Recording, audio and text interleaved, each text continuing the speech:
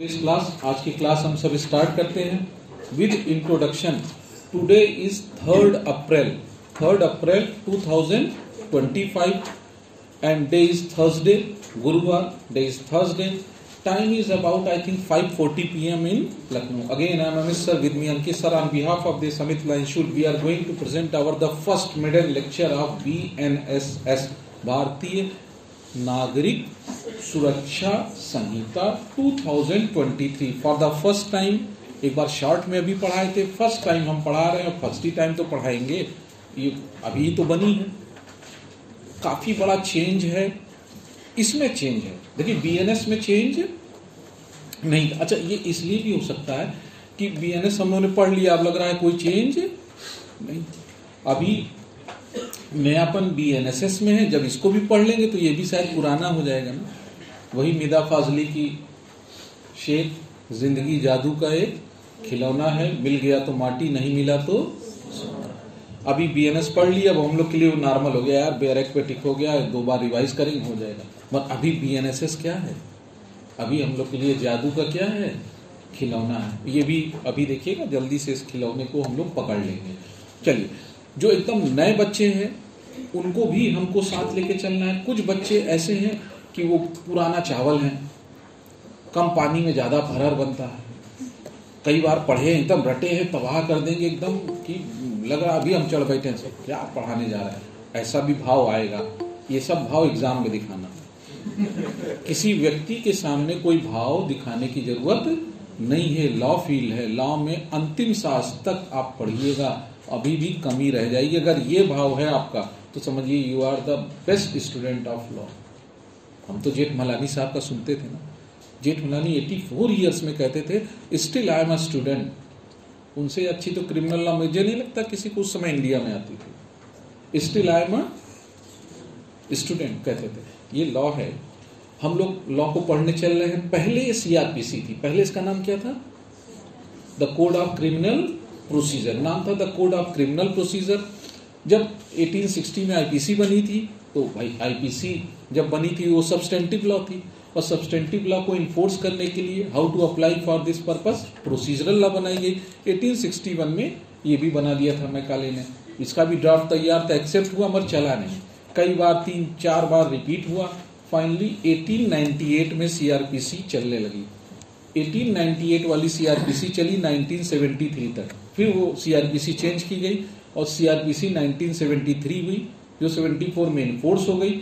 उसको फिलहाल 2023 में और फाइनली 1 जुलाई 2024 को रिपील कर दिया किसने, बीएनएसएस ने। BNSS 2023 has repealed the CRPC 1973, मगर मेजर पोर्शन बेस उसी का रखा गया है। और आज की टेक्नोलॉजिकल वर्ल्ड में, आज की टेक्नोलॉजी को ध्यान रखते हुए इसमें अपडेशन किया गया है। तो मेजर अपडेशन जो है वो वही आईटी का है। किसका अपडेशन है, आईटी का। And for this purpose I can prove you, इसको अभी हम आपको दिखाएंगे। सीआरपीसी, अच्छा कई जगह सिलेबस में क्या किया है कि अभी यूपी का तो कुछ पता नहीं है, मगर जैसा दिख रहा है कई जगहों पे अभी 1 साल पुराना और नया दोनों पूछेंगे। मगर जिन बच्चों का अभी प्रैक्टिस पूरा ही नहीं है उन्हें कोई टेंशन, वो नया पढ़े। जिन्हें अगले साल एग्जाम देना है, अभी पुराना नया तो दोनों हम लेके थोड़ा थोड़ा चलेंगे और थोड़ा थोड़ा हम लोग दोनों डिस्कस करेंगे। आप जरा से इस बीएनएसएस भारतीय नागरिक सुरक्षा संहिता, पहला तो मुझे पता नहीं, अपना अटपटापन लगता है कि पहले the code of criminal procedure था, फेयर ट्रायल का कंसेप्ट था। आप सब जानते हैं इसका जो बेसिस है वो अगर देखा जाए तो यूडीएचआर ना, universal declaration of human right में हमेशा जब भी आप फेयर ट्रायल की बात करना तो आर्टिकल 10 और 11 से करना। एग्जामिनर आपसे चाहेगा कि यू मस्ट कोट ऑलवेज, पहला है article 10 of UDHR, universal declaration of human right. Article 10 of UDHR gives the right of fair trial, gives the right of fair trial by public arbitrator, यानी एक independent जज से आपका trial हो। The concept of fair trial आपसे पूछा जाए कहां से ओरिजिनेट हुआ है, तो आप कहिए sir UDHR, universal declaration of human right का आर्टिकल 10 है, which gives you an fair trial concept, और वही नेचुरल जस्टिस का कॉन्सेप्ट है audi alteram partem. Firstly hear me, then give the judgment against me, and the trial court must be transparent.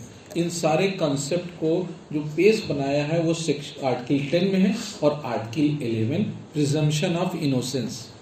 हमको सबको मालूम है ना, court must presume the accuse to be an innocent. मान के चलिए कि वो इनोसेंट है unless until prosecution prove beyond reasonable doubt. जब तक न प्रूव करे तब तक। तो आर्टिकल 10 और 11 ये आपके गाहे बगाहे, आपके जब नोटबुक में लिखना, आपका जब आंसर करना कोई ट्रायल वायल, तो ये इसकी बात कर देना। Article 10 of UDHR for fair trial और 11 फॉर प्रिजम्पशन ऑफ इनोसेंस। बाकी आप जानते हैं हम लोग के पास जो कॉन्स्टिट्यूशन है, आर्टिकल 21 देता है फेयर ट्रायल का कंसेप्ट ना।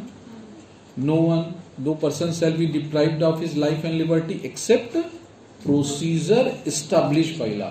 हम जब कॉन्स्टिट्यूशन आपको पढ़ाते हैं बताते हैं, no person shall be deprived of his life and liberty. किसी की लाइफ या लिबर्टी यानी फ्रीडम जेल में नहीं ठूस दोगे, ठूसोगे कर सकते हो, बट पहले क्या बनाओ, there must be law should be followed, it must follow the principles of natural justice, जिसको ड्यू प्रोसेस कहते हो, यानी एक प्रोसीजर हो।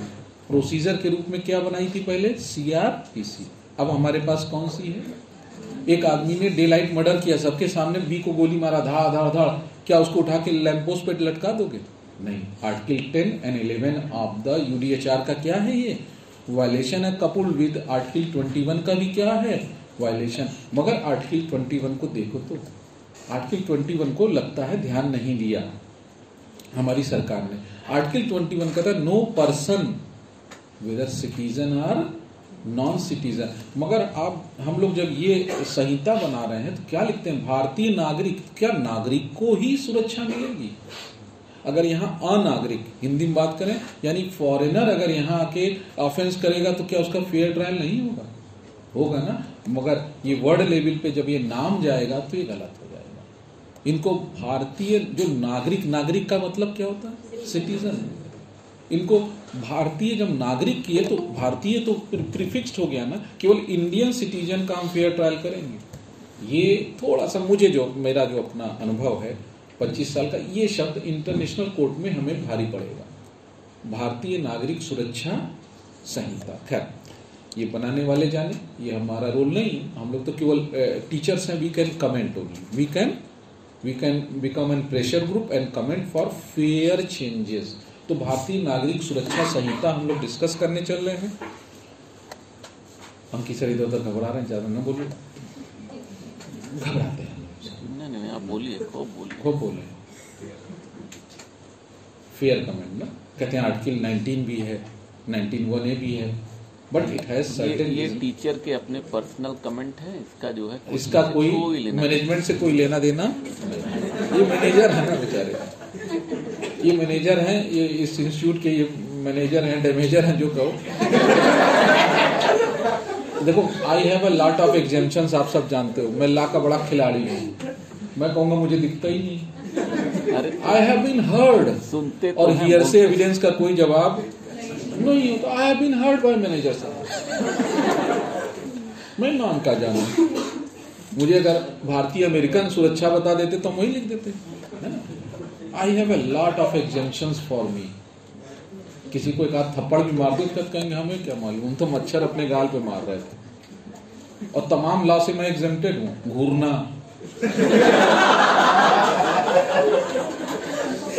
Stocking, steering. खैर चलिए, आप लोग को अभी बहुत अच्छा BNS हम लोग पढ़ाए हैं, समझ में आया होगा। अब जरा से देखो ना, इस BNSS में ध्यान से देखो तो 39 चैप्टर है। कितने चैप्टर हैं? 39। सेक्शन जरा देखो टोटल 530। पहले ना 482 था, 484 तक था ना, पहले 484 था, इस बार बढ़ा है। कुल कहने का मतलब है प्रोसीजरल फॉर्मेलिटी बढ़ाई गई है, इसलिए क्योंकि फेयर ट्रायल करना था, और फेयर ट्रायल करने में डिटेल ट्रायल करना था। अच्छा, जो बच्चे एकदम नए जानते हैं, दो तरह की लॉ होती है ना, एक सब्सटेंटिव लॉ, दूसरी procedural law. Substantive law gives elaborate the right, liabilities and duty. आप लोग पढ़े हो, कॉन्ट्रैक्ट एक्ट है, आईपीसी है, ये सब क्या है आपका? राइट, लाइबिलिटीज, ड्यूटीज देती है। But how to enforce that right? Contract act में किसी ने आपके साथ ब्रीच ऑफ द कॉन्ट्रैक्ट किया तो आप क्या कोर्ट में जाओगे? साहब 73 कोर्ट कहेगी नहीं, इसको प्रॉपर वे में फॉर्मेट करके लाओ, एक प्लेन बनाओ और बताओ कि ब्रीच ऑफ कॉन्ट्रैक्ट के लिए कंपनसेशन तो आपको सर एसआरए या जो भी आपके पास हो, प्रॉपर्टी लॉ है तो आपको टीपीए या किसी का सहारा लेना पड़ेगा ना। उसी तरह क्रिमिनल लॉ में आप कह रहे हैं कि सर वो आया था, उसने हमारे घर में चोरी किया है, तो आपको एक प्रोसेस के थ्रू जाना पड़ेगा ना सजा दिलाने के लिए। और वही प्रोसेस, तो जो the procedural law which enforce the right, liability and duties is called the procedural law. And we have 3 procedural laws. पहला बीएनएसएस, बीएसए और फिलहाल सीपीसी नाम है, unless and until it is suffix with Bharatiya civil Prakriya Sanhita. हाँ, तो अभी CPC है। तो अब देखिए हमारे पास इसमें 531 सेक्शंस हैं, कपुल भी। जो बच्चे एकदम नए बेयर एक्ट देखिएगा, बहुत आसान है ये बीएनएसएस या सीआरपीसी, बहुत आसान है। ट्रायल है, इसको हम लोग को पढ़ना है। कैसे पढ़ना है मैं आपको बताऊंगा।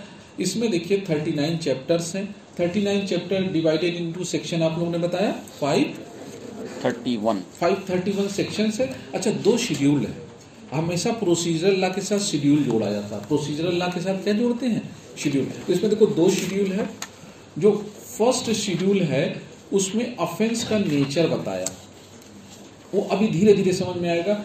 जो आईपीसी पढ़े ना, अरे आईपीसी कह रहे हैं, बीएनएस पढ़े हो ना, बीएनएस के जो ऑफेंस पढ़े थे उन सेक्शंस का क्या नेचर है, क्या bailable, non bailable, cognizable, non cognizable, या उनका ट्रायल कौन करेगा, ये सब लिस्ट किसमें दी है? देखो एक बार ध्यान से, फर्स्ट शेड्यूल देखो। जो एकदम नए बच्चे एक बार देखें, मैं उनको ही एड्रेस कर रहा हूं और पुराने को तो बहुत अच्छी तरह एड्रेस कर देंगे, है ना। तो नए वाले बस ध्यान से देखें। फर्स्ट शेड्यूल में देखो जरा, फर्स्ट शेड्यूल में देखो बीएनएस वाले सेक्शन लिखे होंगे ना ऑफेंस के। अच्छा, वो सेक्शन पनिशबल होगा। देखो सेक्शन कौन सा है, वो डिफिनीशन नहीं होगा, देखना उसमें सब में सब क्लास 2 दिया होगा। जैसे एक एग्जाम्पल लो, कल लास्ट में हम पढ़ा रहे थे आपको, टेक एग्जाम्पल, सबसे लास्ट में इस लिस्ट में जाओ और मैंने कहा था कि आप सब देखिएगा क्रिमिनल इंटिमिडेशन, आई थिंक 351 ना। अच्छा, इसमें नहीं होगा ना, नहीं होगा, पुराना दिया है।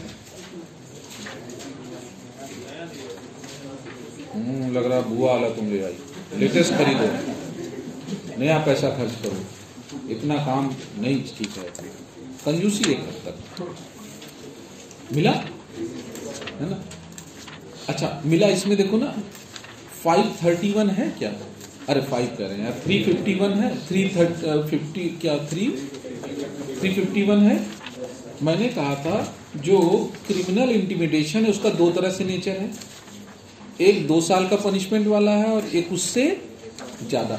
आप देखिए ना, आप चाहे लास्ट सेक्शन देख लीजिए, हम कह रहे हैं डिफेमेशन देख लो, सबसे लास्ट है ना defamation.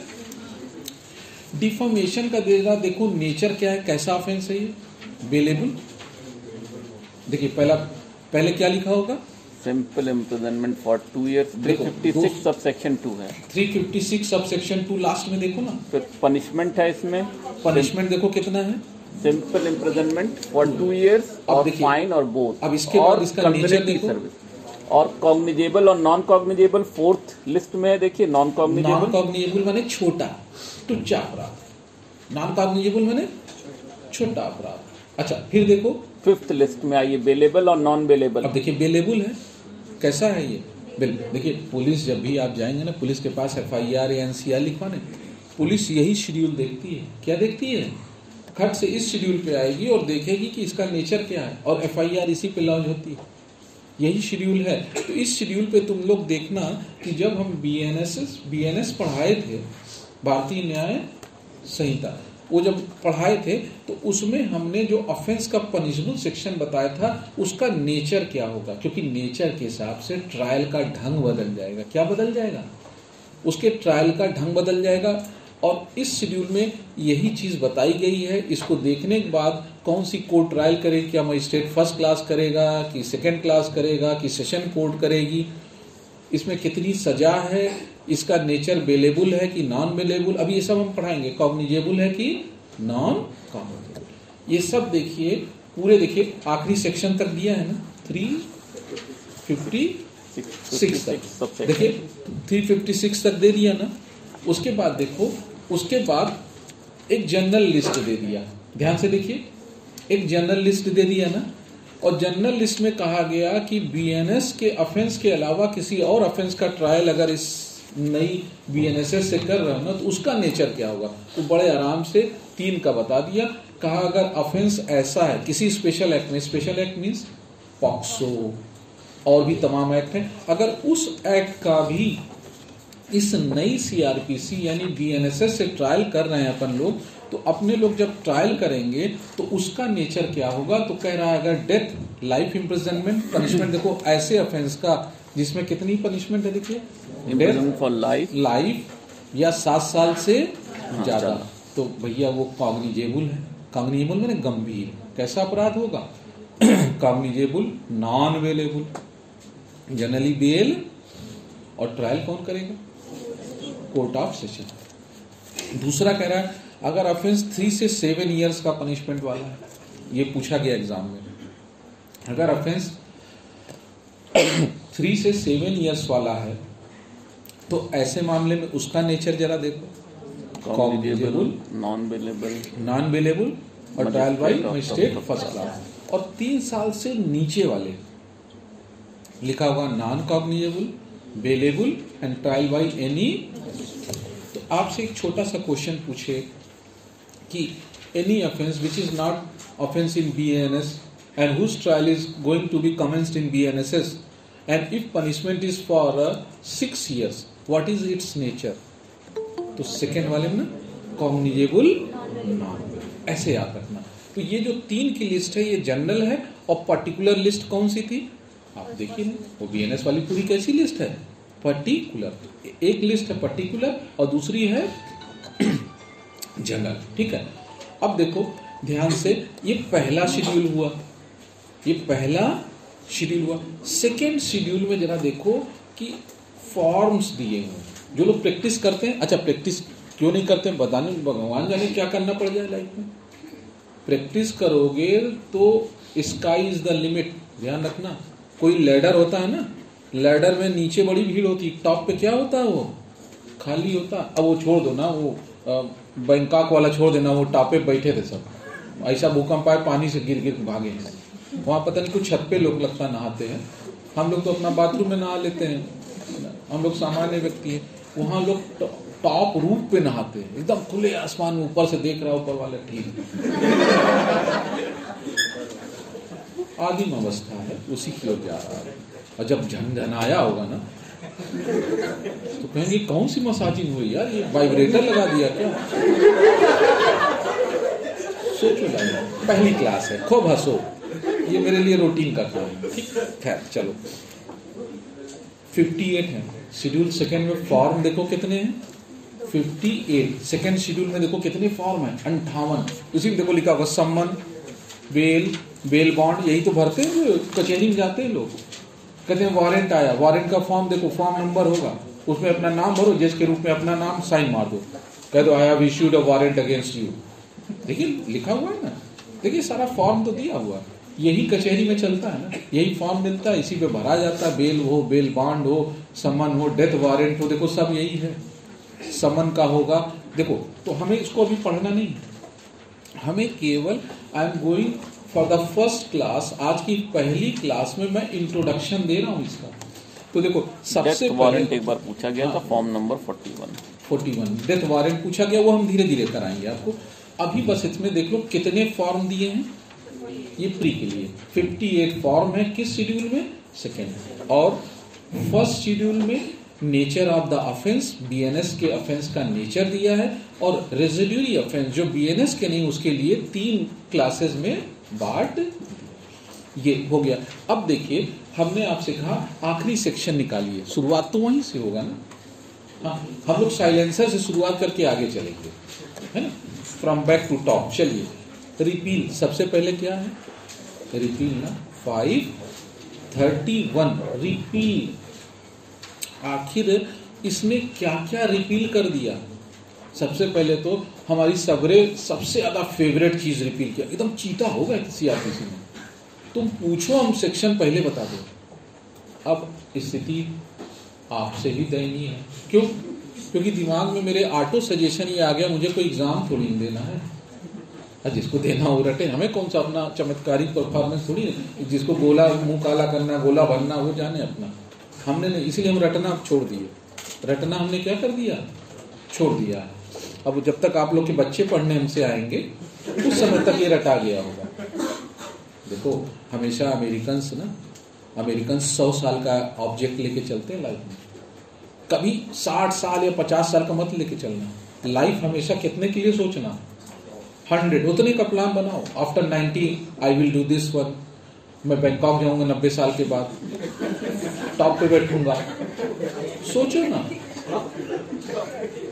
When you conceive idea and believe on it, then destiny will give you an achievement. CBA का फॉर्मूला याद रखना, हमेशा एक आइडिया कंसीव करो, उस पे बिलीव करो और फिर अचीवमेंट पे लग जाओ, देखो मिल जाएगा। हमेशा छोटा टारगेट मत रखना, ठीक। तो हम लोग 531 पे आते, 531 रिपीलिंग है, आखिरी है ना। इसने देखो क्या क्या रिपील कर दिया। इसने कहा देखो क्या क्या रिपील है, सीआरपीसी स्टैंड्स विद रिपील। मगर हम लोग जानते हैं ना, criminal law has no retrospective effect. पढ़े हो ना सब कुछ, क्रिमिनल लॉ का कोई रेट्रोस्पेक्टिव इफेक्ट नहीं होता है। अगर मुझे याद है तो वो आर्टिकल 20 सब क्लॉज 1 है ना, criminal law has no retrospective effect. Criminal law का कोई no ex post facto law. Firstly you should make law and then punish any person ना, वही तो है। यहां क्या कह रहा कि ये जो BNSS है ना, ये 1 जुलाई 2024 से चालू हुई है ना। 1 जुलाई के पहले से इसका इफेक्ट नहीं, 1 जुलाई के पहले से क्या चल रही थी, CRPC 1973। तो एक बार इसको पढ़ दीजिए, 531 एक दो लाइन पढ़ दीजिए, तब तक हम पढ़ने दीजिए। Section 531 repeal and savings. Subsection 1. The Code of Criminal Procedure 1973, 2 of 1974 is hereby repealed. Subsection 2. Notwithstanding such repeal, A. If immediately before the date on which this Sanhita comes into force, there is any appeal, application, trial, inquiry or investigation pending, then such repeal, application, trial, inquiry or investigation shall be disposed of, continued, held or made, as the case may be, in accordance with the provisions of the Code of Criminal Procedure 1973, as in force immediately before such commencement hereinafter referred to as the old code, as if this Sanhita had not come into force. B. All notifications published, proclamations issued, powers conferred, forms provided by rules, local jurisdiction defined, sentences passed and orders, rules and appointments, not being appointment as special magistrate made under the state code and which are in force immediately before the commencement of this Sanhita shall be deemed respectively to have been published, issued, conferred, specified, defined, passed or made under the corresponding provisions of this Sanhita. C. Any sanctions accorded or consent given under the state code in pursuance of which no proceeding was commenced under that code shall be deemed to have been accorded or given under the corresponding provisions of this Sanhita, and proceedings may be commenced under this Sanhita in pursuance of such sanction of consent. बस छोड़ दिएगा, कुल मिला के इसको बहुत detail में नहीं करना है। 531 रिपीलिंग है, जो कहता है कि 1 जुलाई यानी हम रात 12 बजे की बात करें ना, 12 बजे 30 जून के 12 बजे के पहले तक जितने लॉन्च हुए हैं FIR वो सब CRPC से चलेंगे, और 12 बजे के बाद वाले वो सब BNSS से चलेंगे। अच्छा, इसमें मैंने क्या था, सबसे खास बात इस BNSS की जो इसको CRPC से डिफरेंट करती है, it empowers police more power. इसने पुलिस को और पावर दी है, पुलिस स्टेट की ओर, यानी इसने मजिस्ट्रेट की भी पावर किसको शिफ्ट करने का है, पुलिस को। वो मैं आगे अभी आपको दिखाऊंगा। 530 देखिए ध्यान से, 530 एम आपका बता रहा है क्यों ये BNSS बनाई गई, क्योंकि when the things are moving in a AI speed, AI अपना कार्टून बना लो। क्या कुछ जिबली आया? अपना बनाएंगे हम, पर हम देखेंगे कैसे, तुम लोग देख के बताना। वो चश्मे बनाना हमारे में तो हो जाएगा, जिबली कुछ आया है ना, बड़ा अपडेट रहते हैं, ठीक है। तो AI की स्पीड पे हर चीज भाग रही है, तो क्या अभी भी हम लोग चिट्ठी पाती समन वारंट को भिजवाएंगे? आदमी बंबई में पड़ा, क्या विटनेस को बुलाएंगे? नहीं आओ कटघरे में, नहीं कभी आएगा। तो इन सब को देखते हुए टेक्नोलॉजिकली अपडेट कर दिया, पूरी CRPC को रिस्पॉन्सिबिल, सॉरी BNSS को क्या बना दिया, रिस्पॉन्सिव बनाया, विक्टिम सेंट्रिक बनाया। विक्टिम क्या बना दिया, पहले क्या कोई व्यक्ति FIR किया जाके, उसके बाद उसका तो कोई पूछ ही नहीं है, सब कुछ पुलिस कर रही है, कोर्ट ट्रायल हो रहा है, उसको बताया नहीं गया कि आपके FIR के बाद क्या हुआ, चार्जशीट आई, उसका नहीं। इसमें सब कर दिया है। इसमें कहा अब विक्टिम सेंट्रिक है, चार्जशीट कब आएगी, एक नोटिस किसको जाएगी, विक्टिम को भी जाएगी, विक्टिम से भी बहुत सी चीजें पूछी जाएंगी। और चूंकि टेक्नोलॉजिकली अपडेट होने जा रहे हैं हम लोग, तो इसमें इंफॉर्मेशन टेक्नोलॉजी का बहुत यूज किया है, टेक्नोलॉजिकली अपडेट कर दिया। और 530 कहता है, में वर्ड यूज किया, जहां तक पॉसिबल हो IIT इंक्वायरी, इन्वेस्टिगेशन, ट्रायल सब कुछ किसके थ्रू करा जाए, डिजिटलाइज्ड। पूरा एम ही इस BNSS को डिजिटलाइज्ड करना है। तो देखिए 530 में पढ़ दीजिए।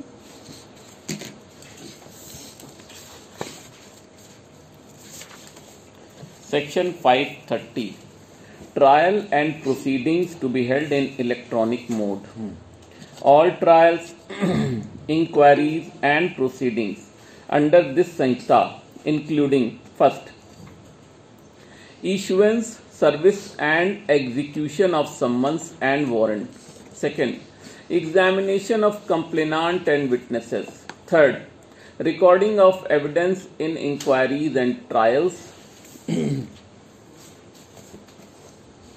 And fourth, all appellate proceedings or any other proceeding may be held in electronic mode by use of electronic communication or use of audio video electronic means. कुल मिलाकर इसी से आपको पूरा इस चेन समझ में आ जाएगा। जितना भी इंक्वायरी और ट्रायल होगा ना, जितनी भी कोर्ट प्रोसीडिंग है, देखिए ज्यादातर शायद कोर्ट रूम अब वो कर दिया गया ना, सब में कैमरा लग गया है, सब में कैमरा लग गया है, सब में ट्रायल। तो अब जितना भी है सब ऑनलाइन करने जा रहे हैं, सारा जोड़ देंगे, इसलिए में लिखा है ना। अभी भारत का इंफ्रास्ट्रक्चर धीरे धीरे हो रहा है, जो ही वो आ जाएगा ना एलन मस्क वाला, तब हमारा हम लोग का ट्रायल हवा से आएगा, वहीं कैद हो जाएगा। बता रहे हैं ना क्या आने वाला है उनका, स्टारलिंक आ जाएगा। स्टारलिंक आएगा तो हमारा ट्रायल जल्दी हो जाएगा, क्योंकि हमें स्पीड इंटरनेट की तेज मिलेगी। तो इसमें क्या किया, इंक्वायरी और ट्रायल जहां तक संभव हो सब ऑडियो वीडियो यानी डिजिटलाइज्ड होगा, सब रिकॉर्डेड होगा। आसान नहीं होगा भैया। अब जब जज बन के बैठोगे ना, चारों ओर से कैमरा, जो बोल रहे हो, जो कर रहे हो, जो क्वेश्चन पूछ रहे हो, जो भी तुम बोल रहे हो, सब कुछ हाई कोर्ट और किसके पोर्टल पे दिखेगा। आप कहीं नहीं सकते कि I have not said this one. इसीलिए देखिए अब बहुत ज्यादा एकदम सतर्क होके ट्रायल बड़ा फेयर टाइप का करना पड़ेगा। बाकी सब चैम्बर है, यहां पर सब फेयर ट्रायल। हाँ। वो कई लोग कोट नहीं पहने थे, गाउन एक लपेट लेते। गर्मी में भारत है ना, पर अब सब बन रहा है, सिस्टम बन रहा है। तो सबसे इंपॉर्टेंट चीज है 530 को ध्यान रखो। 530 ही वो एम है जिसने ये पूरे CRPC को बदलाव पे ला दिया। अब पूरी सीआरपीसी को बदलने की क्या जरूरत थी, क्योंकि टेक्नोलॉजिकली अपडेट करना था। अब जहां जहां ना अभी चल के आपको पूरा पढ़ाएंगे बीएनएस, देखिएगा हर जगह, चाहे पुलिस कहीं इन्वेस्टिगेट कर रही है, सीज कर रही है, अटैच कर रही है, सब चीज का क्या देखना है उनको। जितना भी आपका केस डायरी है ना, आप लोग जानते हैं ना केस डायरी होती है, आईओ इन्वेस्टिगेट करता है तो सारा इन्वेस्टिगेशन का किसमें लिखता है, case diary must be digitalised. अब उन्हें हर चीज अपडेट, एफआईआर डिजिटलाइज्ड होगी, किसी का अरेस्ट हो रहा है वो भी डिजिटलाइज्ड, यानी हर चीज पोर्टल पे होगी। ये सबसे इंपॉर्टेंट चीज है कि अब हर चीज ट्रांसपेरेंसी होनी चाहिए। और इसीलिए पूरा तो आपसे पूछा जाए कि आखिर ये क्यों बीएनएसएस बना, तो आप एक लाइन में बोलिए कि सर इस टेक्नोलॉजी के जमाने में, in this technological world, how we can remain static in a paper work. अब हमें किस वर्ड में आना था, डिजिटलाइज वर्ड में, हर चीज। और डिजिटलाइज वर्ड का फायदा ही क्या है कि आपका टाइम बचता है। एक मान लीजिए विटनेस है, बॉम्बे में बैठा है और लखनऊ में आया था और उसी के सामने चोरी चपाड़ी पॉकेट मारी हुई है, गलती से विटनेस बन गया। भारत में कोई विटनेस नहीं बनता है, सब कहते हैं हमें दिखा ही नहीं कुछ। क्यों ऐसा था, क्योंकि पहले अवेलेबल आपके पास समन जाएगा, आओ अपना गवाही दर्ज कराओ, नहीं गए, फिर बीडब्ल्यू आएगा, क्या आएगा, अवेलेबल वारंट, फिर अगर नहीं आए तो आपकी क्या आएगा, एक्यूज छूट गया, गवाह जेल में है। ये है एक बड़ी अच्छी पिक्चर कौन सी आई थी जो टुल्लू पंप या पंखे चोरी वाला, अच्छा वो बहुत प्यारी पिक्चर है, देखिएगा, इसी ट्रायल कोई अच्छी पिक्चर है, बड़ा ट्रायल सिस्टम पे, उसका पंखा चोरी था, गलती से उसने खन्ना की थी, गलती से उसने पुलिस को कंप्लेन कर दी, चोर तो बच गया। नहीं कंप्लेन नहीं किया था, किसी ने बोल दिया होगा, सिपाही खुद आया था कि एक चोर पकड़ा गया है, आपका पंखा पहचान लो। अरे आइडेंटिफिकेशन बड़ा वाली चीज है, समझ लीजिएगा, पंखा पहचान भी लो और इसको जो है कोर्ट से रिलीज करा लो, और रिलीज कराने में आओ, गवाही लेके आओ, गवाह। कुल मिलाकर इस टेक्नोलॉजिकल इतना ना कॉम्प्लेक्सिटी थी, तब सरकार ने सोचा कि उस जो गवाह है ना, जो बॉम्बे में, उसको यहाँ आने की जरूरत, वहीं पे क्यों ना हम डिजिटल एक रिकॉर्डिंग एविडेंस रूम बना दे, जहाँ से डिपोजिशन, जब एविडेंस आप बाहर से रिकॉर्ड कराते हैं उसको क्या बोलते हैं, डिपोजिशन। क्यों ना वो डिपोजिशंस ओथ पे वहीं से दे दे और यहीं से उसका चीफ क्रॉस सब हो जाए और काम खत्म, उसको यहाँ आने की जरूरत, ये कर दिया। यानी इस जो नई बीएनएसएस ने, आप थोड़ा समझिएगा, टाइम सेव करना है। ऑफिसर्स, जो हमारे ऑफिसर्स थे, कल आज वो इन्वेस्टिगेट किए हैं, कल को उनका गाजियाबाद ट्रांसफर हो गया, अब बदला उनको बुलाया जा रहा, आइए लखनऊ, अपना काम धंधा छोड़ के, तो उसके लिए भी व्यवस्था कर दी गई कि वहीं से अपना क्या कर दे, वो डिजिटलाइज्ड अपना जो वीडियो कॉन्फ्रेंसिंग के माध्यम से अपना एविडेंस डिपोज कराए। ये सब चेंजेस हैं। तो इन चेंजेस के साथ हम लोग को इस बीएनएसएस को पढ़ना है, बड़ी है, 531 सेक्शंस हैं। अच्छा, जब बीएनएसएस पढ़ते हैं ना, एक बार अपनी बेयर एक्ट उठा के माथे पे लगा लो, मगर इससे कोई काम चलेगा नहीं, पढ़ना पड़ेगा। ये कोई रामचरितमानस नहीं लाल कपड़ा में बंद करके रखे हो, नहीं, इसको पढ़ना पड़ेगा, है ना। घर में कई पुस्तकें होती हैं धार्मिक ना, जिसको बाबा के जमाने से पढ़ी, किसी ने पढ़ा नहीं है, मगर पूजा पूरी होती है उसकी, वो नहीं, ये ना करना, इसको पढ़ना। तो माथे से कोई काम ना चलेगा, तुम पैर भी लगा दो चलेगा, मगर पढ़ना पड़ेगा। और इसमें जानते हो, जब भी सीआरपीसी आप केलकर वगैरह अच्छी किताब जैसे लाओगे ना, कभी लाने की अलग जरूरत नहीं, फिर भी लाओगे, तो वो 2 पार्ट में इसको डिवाइड करते हैं। Authors generally divide this CrPC और न्यू बीएनएसएस इन 2 पार्ट। एक पार्ट में कहते हैं प्री ट्रायल स्टेज, एक पार्ट में क्या बोलते हैं, प्री ट्रायल स्टेज, और एक पोस्ट ट्रायल स्टेज। तो जो पहले ना 190 था, 210 हो गया, 210 कॉग्निजेंस। देखिए एक सेक्शन है, इसको बोलते हैं कॉग्निजेंस। व्हेन कोर्ट या magistrate, judicial magistrate apply its judicial mind to initiate the trial, it is called cognizance. यानी ट्रायल का जब शुरुआत हो रहा है, इसको कॉग्निजेंस कहेंगे। देखिए 210 है, वो मेरे ख्याल से वही होगा, सेक्शन मुझे अपडेट कर देना ना, 210 है। अच्छा, 210 के पहले का जो प्रोसेस है उसको हम लोग कहेंगे प्री ट्रायल स्टेज। उसको क्या बोलोगे, प्री ट्रायल। तो एक हो गया पोस्ट ट्रायल और एक हो गया प्री ट्रायल। पहले हम लोग को प्री ट्रायल स्टेज पढ़ना है। प्री ट्रायल स्टेज और पोस्ट ट्रायल स्टेज की सबसे बड़ी बात है, जो सबसे ज़्यादा कोर्ट में काम है वो है एंसिलरी वर्क। एंसिलरी वर्क मतलब बेल, नाम सुने हो ना, गर्मी आ रही है, बेल मिल जाता है तो समझो आधा काम खत्म। बेल की खासियत यह है कि पेट को बहुत अच्छा लगता है और एक्यूज इससे बहुत खुश होता है, वकील का घर चलता है। ये बेल है। अच्छा, बेल ना तो प्री ट्रायल का पार्ट है ना ही पोस्ट ट्रायल। देखिएगा इसका चैप्टर एकदम लास्ट में रखे होंगे, चैप्टर 37 पहले था, आप देखो कौन सा चैप्टर है बेल वाला, 35 है ना, चैप्टर ऑफ बेल इज 35। आप कहोगे सर अरेस्ट होने के बाद पहला काम बेल होता, पहली एप्लीकेशन क्या पड़ती है कोर्ट में बताओ? बेल ना, और बेल सबसे लास्ट में है। देखिए, क्योंकि बेल का ट्रायल से कोई लेना देना, bail is a not process of trial and inquiry, bail is a different thing. वो तो बिना, क्योंकि आर्टिकल 11 अभी बताए थे ना, प्रिजम्पशन ऑफ इनोसेंस, भारत में उल्टा चलता है। भारत में क्या चलता है? उल्टा चलता है। प्रिजम्पशन ऑफ गिल्ट, पहले ही अरेस्ट कर लो, FIR हुआ पकड़ लो। अब पहला काम वो करे कि बेल ले, और बेल में तो ऐसी सुनवाई होती है जैसे लगता है ट्रायल होने जा रहा है। बेल तो बड़ा क्या है, समरी मोड है कि अगला अंदर बंद रहे ड्यूरिंग इन्वेस्टिगेशन की, बॉन्ड भर के बाहर जाए, उसके लिए इतना ज्यादा व्यवस्था की जाती है।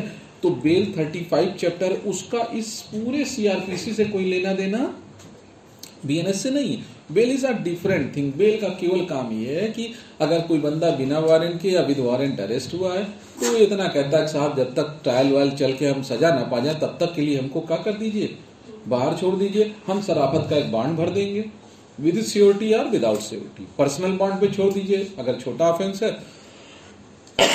और बेल बॉन्ड पे छोड़ दीजिए, श्योरिटीज बॉन्ड पे हमसे 2 गवाह ले लीजिए, हम कभी कोई गड़बड़ करेंगे तो ठग बंद कर दीजिएगा। ये कुल बेल का काम होता है। Bail is an release order. तो ये ध्यान रखिएगा, बेल का चैप्टर 35 है, अपनी IQ में ध्यान लीजिएगा। इसका ट्रायल से कोई लेना देना नहीं, वो एकदम अलग चीज है। ठीक, तो बेल हालांकि डे फर्स्ट में ही जो अरेस्ट होता है, आज तो अरेस्ट पहले ही एंटीसिपेटरी बेल लोग लगाते हैं, है ना, ये पहले ही हो जाता है, मगर उसका इस ट्रायल की प्रोसीडिंग से कोई लेना देना नहीं। इसीलिए बेल का कभी भी आप लोग को पढ़ाएंगे रिवीजन नहीं होता है, क्योंकि बेल को मानते इंटरलोकेटरी ऑर्डर। ये कैसा ऑर्डर है? It is simply an interlocutory order. इसका मेरिट पे कोई फर्क पड़ने वाला नहीं। This is why the granting और applying the bail is not subject matter of revision in a court. ध्यान रखिएगा, इसका कोई रिवीजन से कोई लेना देना नहीं है। अब हम लोग आ रहे हैं, अब अपनी बेयर एक्ट को हम सब शुरुआत से देखने चल रहे हैं। इस बेयर एक्ट को हम लोगों ने जाना, इसमें 39 चैप्टर्स हैं, हमें सब पढ़ना है। हमारे पास 2 शेड्यूल हैं। अब हम लोग शुरुआत में आ रहे हैं। मैंने कहा था आज शुरुआत नहीं है, आज केवल क्या चीज़ है, ये इंट्रोडक्शन। थोड़ा सा एक बार इंट्रोडक्शन अपने लोग देख ले। इंट्रोडक्शन में देखो तो इसमें देखो सेक्शन 1 में जो होगा वो हमेशा जान लो, वही जो बताया जाता है कि इसका नाम क्या होगा, ये कब कमेंस होगी, इसका एक्सटेंशन कहाँ लागू होगी। तो आप जानते हैं ये जो BNSS है ये नागालैंड के कुछ हिली ट्राइबल एरियाज में नहीं लागू होता है, और खासतौर से इसका 3 chapter 9, 11, 12 making good peace, prevention is better than cure वाला जो चैप्टर है, एग्जीक्यूटिव मजिस्ट्रेट की जो पावर है वो नागालैंड के हिली एरियाज में वो वहां पर अपना लोकल चलता है। तो पूरे इंडिया में चलती है, बस कुछ हिली एरियाज, कुछ ट्राइबल एरियाज में इसके कुछ चैप्टर नहीं चलते। कौन कौन से चैप्टर? तो देखिए सेक्शन 1 में इसका नाम लिखा हुआ, देखिए सेक्शन 1 पढ़ लीजिए, ये लोग भी नाम जान जाए इसको। An act to consolidate and amend the law relating to criminal procedure, be it enacted by Parliament in the 74th year of the Republic of India as follows. Chapter 1, Preliminary. First, short title. Section 1 है short title, extent and commencement. Subsection 1. This act may be called the Bharatiya Nagrik Suraksha Sanhita 2023. Subsection 2. The provisions of this Samhita, other than those relating to chapter 9, 11 and 12 thereof, shall not apply A. to the state of Nagaland, B. to the tribal area, but the concerned state government may by notification apply such provisions or any of them to the whole or part of the state of Nagaland or such tribal areas as the case may be, with such supplemental, incidental or consequential modifications as may be specified in the notification. Explanation. In this section, tribal areas means the territories which immediately before the 21st day of January 1972 were included in the tribal areas of Assam as referred to in paragraph 20 of the 6th schedule to the constitution, other than those within the local limits of the municipality of Shillong. Third, it shall come into force on such date as the central government may by notification of the official gazette appoint. तो ये कहाँ लगती है ना, whole of India. मगर इसमें क्या बोला कि जो क्या लिखा था, नागालैंड और tribal area, state of Nagaland A, B to the tribal area. कौन सा वहां नहीं लगेगा? 9, 11, 12।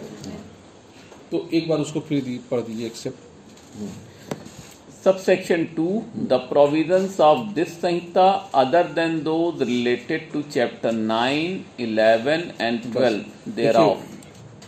9, 11 और 12 ये तो लगेगा, ये तो नागालैंड और वहां भी लगेगा, मगर उसके अलावा ये तब लगेगा नागालैंड के उस एरियाज में जब तक वहां की स्टेट गवर्नमेंट ऐसा एक्सेप्टेंस ना दे दे। बाकी जो प्रश्न उठता है कि ये एम क्या है, BNSS का एम क्या है, क्यों ये बनाई गई? वैसे तो हम लोग जानते हैं प्रोसीजरल लॉ है, क्रिमिनल लॉ है, प्रोसीजरल लॉ है। प्रोसीजरल लॉ का एम ही क्या है?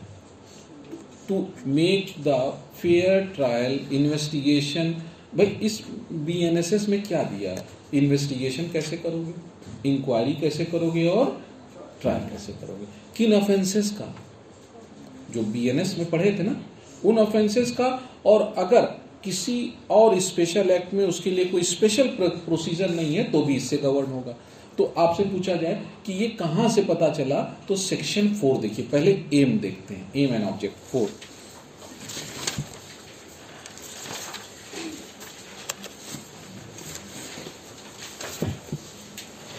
Chapter 2. Constitution of Criminal Courts and Offices. Section 4.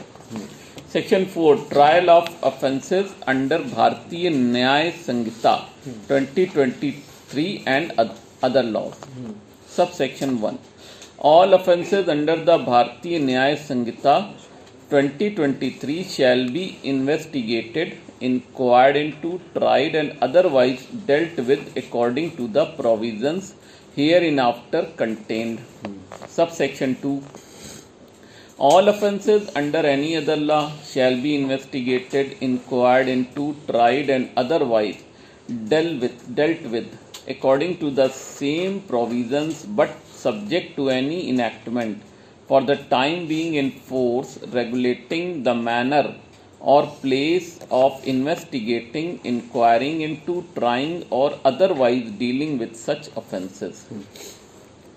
देखिए इसमें सीधा कह रहा है, एम पूछा जाए आपसे इस BNSS का एम क्या है, तो सर सेक्शन 4 बताता है कि BNS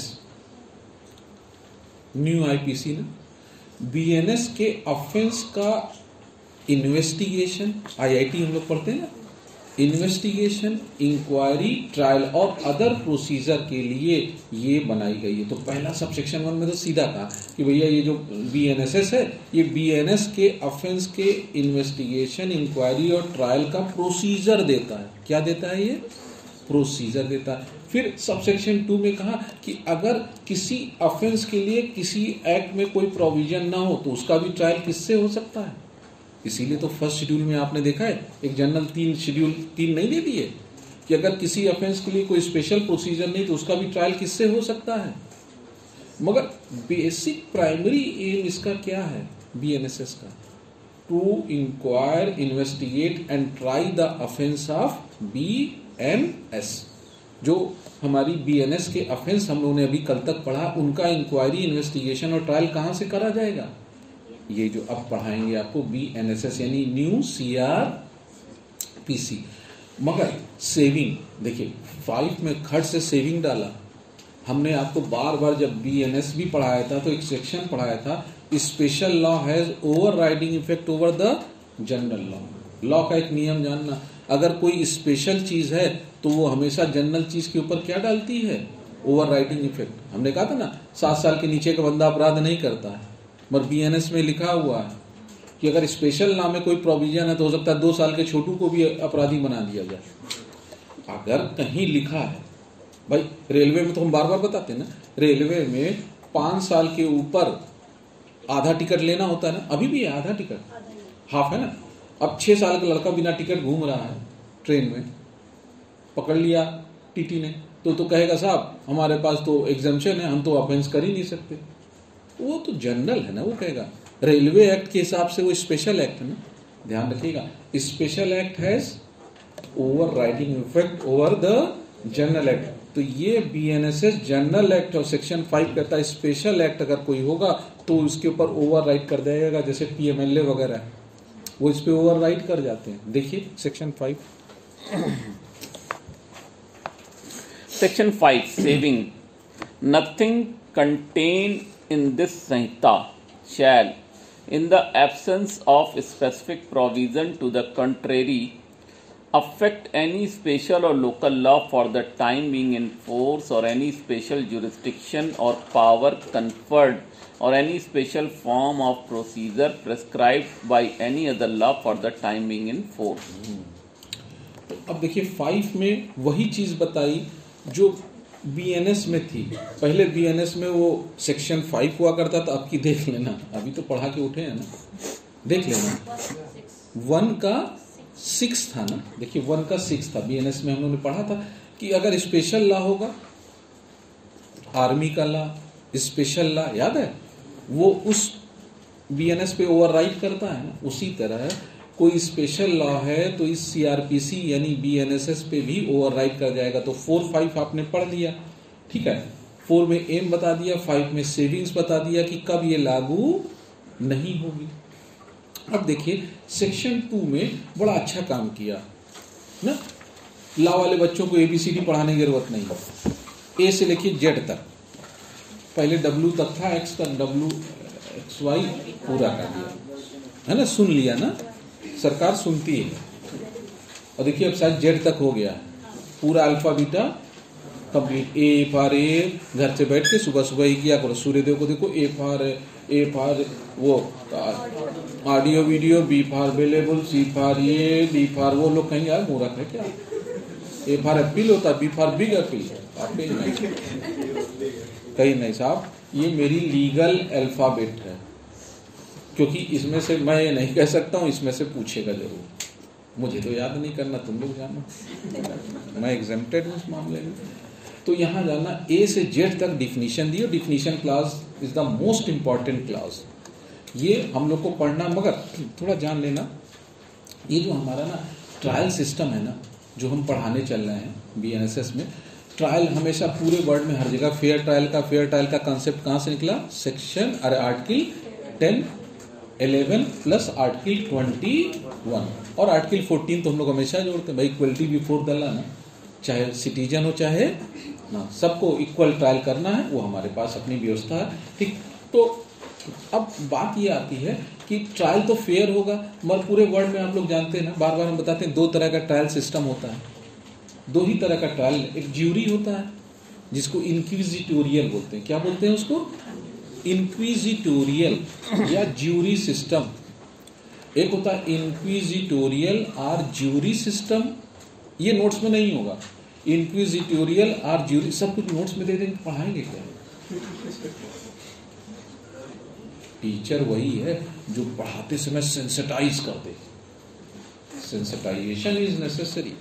इंक्विजिटोरियल या ज्यूरी सिस्टम में आप जानते हो एक जज साहब होते हैं, उनके साथ 12 मेंबर क्या होते हैं, उनको हेल्प करते हैं, जिसको ज्यूरी मेंबर कहते हैं ना। अच्छा, ज्यूरी ट्रायल अच्छा है, मगर वो उन जगहों के लिए है, उन जगहों के लिए है जहाँ की आबादी कम हो, जहाँ 2-4-10 मर्डर होते हैं। यहाँ तो एक मोहल्ले में 2-4 हो जाए। भारत है ना, कभी पत्नी मार देगी, कभी पति मार देगा, कोई वध कर देगा। भारत है 150 करोड़ होता है। हम तो न्यूज़पेपर अपनी पत्नी से पढ़वाते हैं, कहते पढ़ो। हम कहीं भागो छेड़ो ये सब छोड़ते जाओ, सेक्शन लिखा हो तो जरूर बता दो। तो सेक्शन नहीं मिलता। जैसे अभी आज एक जजमेंट पढ़ रहे थे, बहुत अच्छा, किसी यहीं के जज ने बड़ा अच्छा एक जो लोग फॉल्स चार्ज नहीं लगा देते, हमने बीएनएस में पढ़ाया था ना आपको, फॉल्स चार्ज ऑफ एक्विजिशन की इन्होंने उसने SC/ST एक्ट भी लगवा दिया, अगले ख्याल आप सब लगवा दिया, बाद में पता लगा सब फॉल्स था। तो जिसने फॉल्स एक्विजिशन किया तो उसको 7 साल की सजा दिया है। कहा ये आरोप, और उस पर उन्होंने जो भी हमारे अच्छे टेक्स्ट हैं, धर्म ग्रंथ हैं, उसका बड़ा अच्छा उन्होंने कोटेशन किया है। ऐसा नहीं, ट्रायल कोर्ट के जज भी बहुत ही पढ़े लिखे हैं, उनका नाम भी शायद समथिंग विवेकानंद करके कुछ है, त्रिपाठी समथिंग, बहुत अच्छा जजमेंट है। उन्होंने कहा झूठा आरोप लगाना इससे बड़ा कोई अपराध नहीं हो सकता। और जो आरोप लगाया था ना फॉल्स एक्विजिशन, मैंने आप लोग को पढ़ाया था ना, जो फॉल्स एक्विजिशन, उसको 7 साल की सजा दी, जिससे आगे एग्जाम्पल क्रिएट हो कि कोई किसी के खिलाफ गलत आरोप मिसयूज ना हो। ठीक है, तो 2 तरह का ट्रायल सिस्टम होता है। पहला था इंक्विजिटोरियल या ज्यूरी सिस्टम, जो हमारे यूरोपियन कंट्रीज में चलता है, और दूसरा होता है adversary system, adversary system. Adversary system या एडवर्सियल सिस्टम का नाम ही है कि एक्यूज के एडवर्स है। यानी जो ज्यूरी सिस्टम होता है उसमें एक जज होते हैं और 12 असेसर होते हैं, मिलजुल के देखते हैं। अच्छा, वहां जज इंक्वायरी और इन्वेस्टिगेशन में भी पार्टिसिपेट करता है, फैक्ट फाइंडिंग में। ज्यूरी सिस्टम में मिलजुल के काम होता है। जितना भी आर वर्सेस प्रिंस टोल्सन पढ़ाए थे, किस सिस्टम का रिजल्ट है? ज्यूरी सिस्टम पढ़ाए थे ना। ठीक, भारत में भी ज्यूरी सिस्टम था up to KM Nanavati. Bharat में भी एक सिस्टम ये था भारत में कि जितने भी ना जो फेलोनी है, जो बहुत सीरियस ऑफेंस है, जिसमें डेथ पेनाल्टी है, लाइफर है, उनका ज्यूरी सिस्टम ट्रायल करते थे। बट केएम नानावती, आप लोग पढ़े होंगे ना इतिहास में, KM Nanavati was the last case for jury system, abolish कर दिया भारत में। तो भारत में अब ज्यूरी सिस्टम नहीं, भारत का ट्रायल कौन सा सिस्टम है? एडवर्सियल या एडवर्सरी सिस्टम में समझ लेना। एडवर्सरी सिस्टम में 4 पार्टिसिपेंट होते हैं। पहला आप लोग जज साहब, जज पहला कौन सा होगा? जज। दूसरा कौन होगा? प्रोसिक्यूशन। तीसरा पुलिस, चौथा डिफेंस। ये 4 हुए, इन्हीं का आप पूरा पढ़ना। ये पूरा जो हम बीएनएसएस पढ़ाएंगे इन्हीं चारों के इर्द गिर्द घूमेगी। कौन लोग? जज साहब, जज का अपॉइंटमेंट, जज का पोस्टिंग, जज का पावर, ये पूरा बीएनएस में दिया है। जज से रिलेटेड पूरी चीजें किसमें दी गई हैं? आपके बीएनएसएस में। दूसरा हमने कहा था जो ऑफिसर ऑफ द कोर्ट होता है उसको प्रोसिक्यूशन कहते हैं, शब्द याद रखना। कोई जाली एलएलबी तो नहीं है? ठीक है, ठीक है। हाँ, कई लोग नए अंग्रेजी लिखना शुरू करते हैं तो अर्थ का अनर्थ कर देते हैं, अपील को अपील कर देते हैं, वो हो सकता है ना।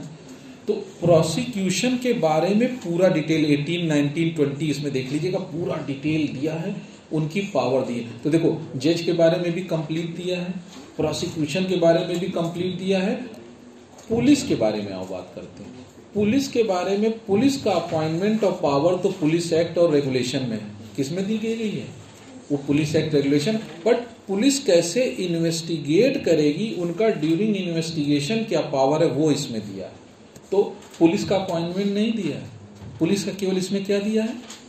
How they investigate, what are their powers, वो पावर इसमें दी गई है, वो पावर। और डिफेंस काउंसिल के लिए आपके पास सेक्शन है कि एवरी फेयर ट्रायल के लिए क्या चाहिए? Every person has a defence ना, accused has a defence counsel. अगर उसके पास पैसा नहीं तो सरकार अपनी ओर से लगाएगी। तो अब देखिए, जो एडवर्सरी सिस्टम होता है, जो हमारे यहाँ का ट्रायल है, जो आप लोग जज बनने जा रहे हैं, एडवर्सियल सिस्टम, वहां पर जज अपनी आंख में पट्टी बांध ले। जज has to act as an umpire, he will not participate in fact finding. उसको पार्टिसिपेट, एडवर्सरी सिस्टम जो भारत में चलता है उसमें जज साहब ऐसे बैठे रहेंगे मौनी बाबा की तरह, कई बार तो दिन भर बोलेंगे भी नहीं। उनका केवल काम होता है कान से सुनो और सुन के दोनों पक्षों को सुनने के बाद अंपायरिंग करो। केवल क्या करना होता है? एडवर्सरी सिस्टम में जज is like an umpire, he has not to participate in investigation, inquiry etcetera. वो केवल किसकी तरह काम करता है? अंपायर एविडेंसेस देखता है और एविडेंसेस के बिहाफ पर एक फाइंडिंग कंक्लूजन ड्रा कर देता है, वही उसका अपना जजमेंट होता है। ठीक, तो एडवर्सरी सिस्टम में जज का बहुत बड़ा रोल नहीं, मगर जज का ज्यादा रोल किस सिस्टम में आता है? इसीलिए लॉर्डशिप्स का नाम हम लोग कहां सुने जाता है? Jury system. इसीलिए देखिए ज्यूरी सिस्टम में, और इसीलिए जब हाई कोर्ट और सुप्रीम कोर्ट आप जानते हो, आप देखते हो कि ट्रायल कोर्ट में बेंच नहीं होती है, चेयर होती है। चेयर ही तो होती है, अकेला बैठता है ना, ये नहीं कि तुम सोचो किसी और बगल में बैठा ले, नहीं, सिंगल। और कभी हाई कोर्ट में जाओ और सुप्रीम कोर्ट में देखिए डिवीजन बेंच हमेशा क्या है। अच्छा, जितना सीरियस मैटर देखिए उतनी बड़ी कॉन्स्टिट्यूशनल बेंच में 5 लोग, 7, 11, केशवानंद भारती 13, है ना। क्यों? क्योंकि जितना माइंड अप्लाई होगा उतना ही परफेक्ट। इसीलिए इक्विटी कोर्ट है हमारी सुप्रीम कोर्ट और हाई कोर्ट, वहां देखो बेंच बैठता है। और हम लोग पैरिटी, कोर्ट ऑफ फैक्ट, देखा समझा दे दिया, बाकी अब लॉ बनाने का काम, लगाने का काम किसका होगा? हायर। इसीलिए वो लोग बेंच में बैठते हैं, इसीलिए वो कई ब्रेन वहां लगाए जाते हैं। यहां पर सिंपल सा लॉ लगा के और अपना एंड करी मैटर। ठीक, तो अब देखिए, हमने कहा था आज हम लोग को पढ़ना नहीं है, केवल क्या समझना है, इसके इर्द गिर्द, बीएनएसएस के इर्द गिर्द हम लोग को चलना। और बीएनएसएस के इर्द गिर्द चलने में जो हम लोगों ने जाना वो ये जाना कि जो भारत का trial system after KM Nanavati, कौन सा सिस्टम बोलोगे? एडवर्सियल सिस्टम। एडवर्सियल क्यों? क्योंकि भैया एडवर्सरी है। एडवर्सरी, एडवर्स किसके अगेंस्ट है? एक्यूज के ना। सोचो, पूरा प्रोसिक्यूशन, इतना बड़ा अमला है, डायरेक्टोरेट और दुनिया जान भारी भारी फीस ले रहे हैं, पूरा प्रोसिक्यूशन एक और है, पुलिस एक और है, और एक और बेचारा एक्यूज, निरीह गरीब गुरुआ गमशुदा गरीबा अकेला खड़ा है। उसके बाद वकील भी नहीं है, सरकारी वकील दिया गया। सरकार ने कहा ये लो जो लीगल सर्विसेज एड वाला, वो तो भैया लाइफर मिलना तो डेथ दिलवाएगा, उस पर कोई भरोसा नहीं करता, क्योंकि वो क्यों पढ़ के आएगा? उसकी फीस है 50 रुपया, उतनी मेहनत नहीं करेगा। तो अब देखो क्यों अंग्रेजों ने इस एडवर्सरी सिस्टम को इंडिया में रखा था? क्योंकि यहाँ कन्विक्शन ज्यादा करना था। भारत में क्या करना था? कन्विक्शन। और ज्यूरी सिस्टम में एक्विटल बहुत होता है। हम लोग अभी भी इसको अप्लाई कर रहे हैं, but we should move on the, हम लोग को कहीं ना कहीं, जैसे मर्डर ऑर्डर केस में ना, रेप वगैरह केस में, इसमें क्या कराना चाहिए? अरे कम से कम 2 जज बैठे। आजकल तो पति पत्नी जज हो रहा है, दोनों को बैठा दो, जीजू बैठ जाए, दीदी बैठ, सब बैठ काम करें ना, सब कोई एक साथ, परिवार का परिवार सामने, आप अच्छा दिमाग लगेगा। ऐसा रिकमेंडेशन है मेरी ओर से। इसी बोलते हैं एडवर्सरी सिस्टम। कौन सा सिस्टम है? एडवर्सियल सिस्टम। अच्छा, अब एक पहले समय तुम हमको बता दो। 6:45। अच्छा, अभी देखो 15 मिनट है, तो कुछ चीजें पहले समझ के जाइए। क्या चीजें समझ जाइए? हम लोग डिफिनीशन सेक्शन को पढ़ेंगे, मगर अभी हमने छोटा सा आपको एक चीज बताया। आप सब डिफिनीशन क्लास पे आना, सेक्शन आपको रटना, मुझे नहीं। फिर से देखो, केस को 3 भाग में तोड़ो। कैसे? एक, नेचर ऑफ द, अगर ट्रायल करना है, देखो for the purpose of classification of trial, अभी ट्रायल सब पढ़ाएंगे। ट्रायल के पर्पस पे 2 तरह के केस होते हैं, एक होता है समन केस और दूसरा warrant. Please see the section, देखिए 2x और क्या है 2, देखो 2x और 2z, 2z है ना, 2x और 2z, ये तो नहीं भूलना है ना, ये तो याद रखना। समन केसेस का देखो जरा कौन सा है 2x, और वारंट का कौन सा है 2z। For the purpose of trial offence are of two types. One is a summon. Summon case 2 साल वाला. कितने सजा वाला? 2 years वाला समन केस है. अच्छा 2 साल का है ना, तो इसमें चार्ज बनाने का भी बहुत जरूरत, पीटी टाइप का तो है, 2 साल का है. इसको समरी ट्रायल करके खत्म करें ना. तो समन केसेस में डिटेल ट्रायल करने की जरूरत नहीं, इसीलिए उसके लिए बहुत डिटेल नहीं दिया गया. तो समन केस वो केस होता है जिसमें 2 साल की सजा, और warrant case more than 2 years life and death. Warrant case वो केस होते हैं जिसमें सजा जितनी बीएनएस में प्रिस्क्राइब्ड है, more than 2 years life and death. मगर इसे अच्छा ये वारंट केस है ना, वारंट केस में चार्ज बनाओगे ना, इसमें डिटेल ट्रायल करोगे. नाम ही देखो वारंट. ऐसा केस जिसमें एक्यूज को बुलाने के लिए वारंट इशू होता है उसको क्या बोलोगे? Warrant case. और जिसमें एक्यूज को बुलाने के लिए न्योता दोगे, समन. छोटा है ना, छोटे में बुलाओ और बड़े में पका के लाओ. एक सीधा फॉर्मूला. इसीलिए for the purpose of trial we have 2 types of cases. One is a summon, another is a warrant. Warrant की डिफिनीशन में देखना क्या लिखा है, 2 साल से ज्यादा में. Warrant case means a case relating to an offence punishable with death, imprisonment for life, or imprisonment for a term exceeding 2 years. Exceeding word जरूर याद रखना, हम भूल जाते हैं कि 2 साल वाला क्या होगा. 2 साल वाला समन, 2 साल तक वाला समन, और 2 साल के ऊपर वाला वारंट. आप लोग जब ना अपना ये सीआरपीसी ही देख लो, ये जो नई बीएनएस है, इसमें जहां देखो ट्रायल जो चैप्टर है ना, देखो ट्रायल, अरे 210 कॉग्निजेंस, उसके आगे देखो ट्रायल चार्ज होगा पूरा. देखो ट्रायल का कौन सा चैप्टर है, देखो कौन सा बेटा, 20, देखो 25 बता रहे हैं बच्चे. हाँ देखो, बस इसी में देख लो. अब तो नया है ना, सब तो पुराना नहीं है. हाँ 36 नहीं होगा राजू, 19 होगा. देखो बेरैक पे देख के बोलो, अपने मन का मत दिमाग के. 19 से स्टार्ट हो रहा है. Trial before a court of session. अच्छा देखो 19 में देखो, इसी ट्रायल में देखना वो लिखा होगा वारंट केस का ट्रायल अलग ढंग होगा, समन केस का ट्रायल अलग होगा, समरी ट्रायल. यानी हमने बस अभी पढ़ना नहीं, हमने बस इतना जानना है कि ये जो ना, for the purpose of differentiating the detail trial and summary trial we have 2 types of ना, समन और वारंट. रट जाएगा ना, वारंट जेड है ना, वारंट जेड, और समन केस एक्स. थोड़ा थोड़ा करके स्टार्ट करो. जैसे वारंट, अच्छा तो फॉर पर्पज ऑफ ट्रायल 2 तरह के केस हो गए, 2 तरह के ऑफेंसेस हो गए. जिनका ट्रायल डिटेल कराना उसको क्या बोलोगे? वारंट. और जिनका ऐसे ही समरी ट्रायल करके जिसमें चार्ज नहीं बनाना, जिसमें समन से काम चलेगा, वो है समन के. दूसरे तरह का जो केस होता है, देखो पहला आप लोगों ने क्या लिखा distinction, on the basis of trial system. 2 तरह का होगा, एक होगा समन केस, दूसरा warrant. Summon case 2x, warrant 2z. दूसरा होता है for purpose of power of police. Police की पावर और इन्वेस्टिगेशन को डिफरेंशिएट करने वाला जो ऑफेंस होता है उसको कहते हैं कॉग एंड नॉन कॉग. तो for purpose of making an investigation there are 2 types of offenses. One is called cognizable offense और दूसरा non cognizable offense. One is a cognizable offense, another is a non cognizable. अच्छा cognizable का दिमाग में रखना, serious offense. cognizable offense का मतलब serious, और non cognizable थोड़ा कम. अच्छा चूंकि cognizable offense है तो कॉग्निजेबल ऑफेंस, अच्छा इसका सेक्शन जरा हमको बताओ. 2G कॉग है और नॉन कॉग ओ. तो ऐसे भी जियो याद रखो, जियो रिलायंस का जियो है ना, कॉग है. अब भाई कोई तो तुम लोग को देखो अपना अपना तरीका फार्मूला लगाना पड़ेगा. ये AI का जमाना है, इसमें अपने दिमाग को RI करो, रियल इंटेलिजेंस बनाओ. आर्टिफिशियल तो जब नौकरी करोगे तब मिलेगा. अभी एग्जाम पास करने के लिए कौन सी इंटेलिजेंस चाहिए?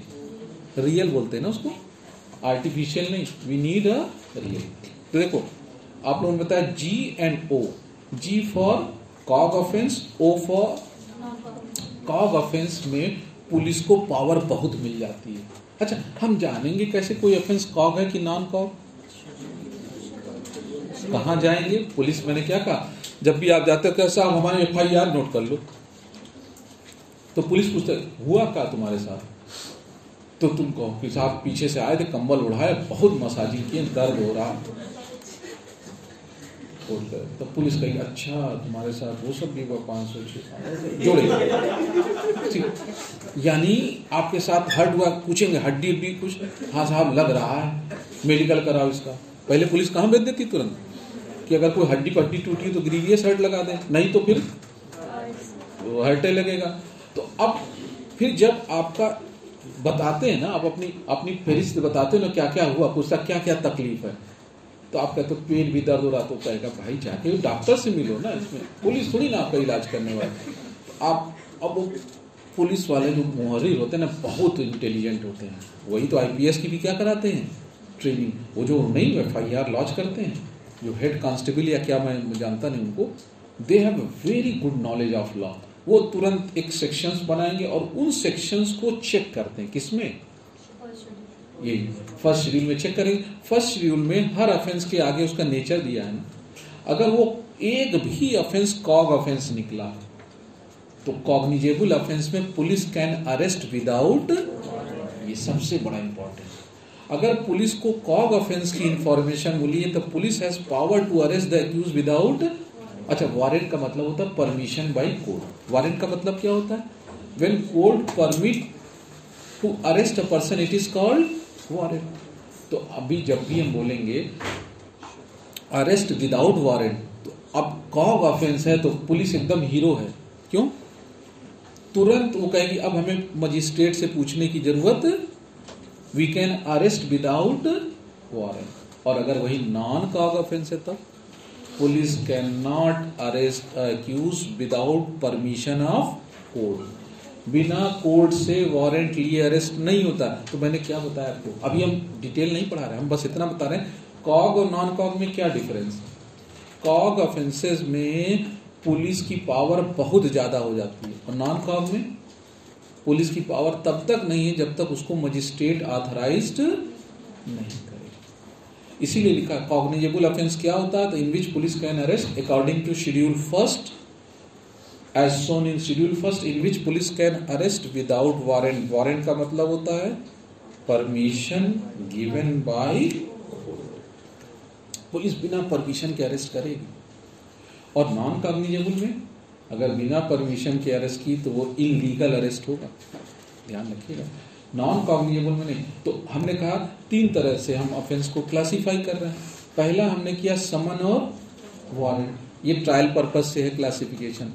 पुलिस की पावर, अच्छा कॉग ऑफेंस में FIR होती जानते हैं 173 FIR फर्स्ट FIR किसमें होती है, तो आपको सर कॉग ऑफेंस। और जो नॉन सीरियस ऑफेंस है, छोटा मोटा है, तो फिर NCR दाखिल कराओ। पुलिस कहती है भैया हम दर्ज कर देते हैं रजिस्टर में NCR और तुमको एक कागज फाड़ के उसका रसीद दे देते, जाओ मजिस्ट्रेट साहब से पूछ लो, अगर मजिस्ट्रेट साहब हमको आदेश देंगे तो हम इन्वेस्टिगेशन करेंगे, नहीं तो हम कुछ करने वाले, क्योंकि ये कौन सा ऑफेंस है, नॉन कॉग्निजेबल। और अगर वही कॉग्निजेबल निकला तो खट से वो अपना रोज नामचा मचा, यानी जो उनकी GD है उसमें खट से दर्ज करेंगे, उसकी एक कॉपी आपको देंगे, 5-6 कॉपी बनाएंगे, एक DM साहब को, एक इधर उधर, और खट से एक मजिस्ट्रेट को दिया और काम चालू। ऐसा किताबों में लिखा है, ऐसा किताबों में लिखा है। क्योंकि देखिए पुलिस थाना is the best place for arbitration, पता कर लेना। आधे मामले पुलिस ही आर्बिट्रेशन से झगड़ा सॉल्व करवाती है, दोनों पक्ष को बैठाती, पति पत्नी तो बहुत मामला सॉल्व करती, दोनों बैठाएगी, भैया देखो क्या है, कहाँ चक्कर में पड़ा, बहुत अच्छा रोल प्ले करते हैं। अच्छा रोल इसलिए उनका बड़ा अच्छा होता है कि दे आर इन अथॉरिटी ना, वो पुलिस की पावर में बैठे हैं, उनकी बात से आपको डर भी लगना है।